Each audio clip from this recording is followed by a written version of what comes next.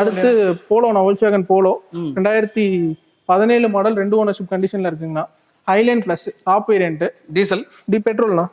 அப்ப ஏன் இது போகாம நிக்குது? ஒரு சில வண்டி ரீச் ஆகிறது லேட் ஆகும்ல, அந்த மாதிரி தான் வச்சுக்கோங்களேன்.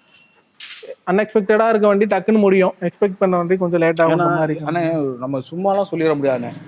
Volkswagen யூஸ் பண்றவங்க அவங்க ஒரு தனி கிங்குன்னு. கண்டிப்பா அவங்களுடைய அந்த பாக்குற பார்வை, அவங்களுடைய லைஃப் ஸ்டைலு, அவங்களுக்கு தான் அது செட் ஆகும். மெயின்டைன் பண்ற விதமே வேற மாதிரி இருக்கும். அவங்க காரை பாக்குற விதமே வேற மாதிரி இருக்கும். ஓகே, இது இப்ப பிரைஸ் 2017 மாடல், 2 ஓனர்ஷிப் கண்டிஷன்ல இருக்கு. ஹைலைன் பிளஸ் இருக்குல்ல, டாப் அண்ட் வேரியன்ட், க்ரூஸ் கண்ட்ரோல்ல இருந்து எல்லாமே வந்துடும். டயர்ஸ் எக்ஸ்ட்ரா போட்டு, புது டயர்ஸ் போட்டிருக்காங்க. 57,000 கிலோமீட்டர் தான் ஓடி இருக்கு. ஆக்சிடென்ட் ரீப்ளேஸ்மெண்ட் எதுவும் இல்லை. வண்டியிலேயும் மேஜர் ஒர்க் எதுவும் கிடையாதுன்னா, எடுத்தா ரன்னிங் கண்டிஷன்.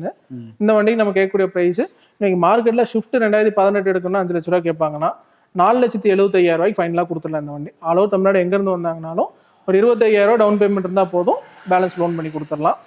இதுவும் அதே மாதிரி நீங்கள் சொன்ன மாதிரி பார்த்தீங்கன்னா பசங்க அதிகமாக விரும்புவாங்க. ஆமாம், ஒரு ஷிஃப்ட் வந்து பெரியவங்க விரும்புவாங்க, ஃபேமிலியில் இருக்க பெரியவங்க விரும்புவாங்க.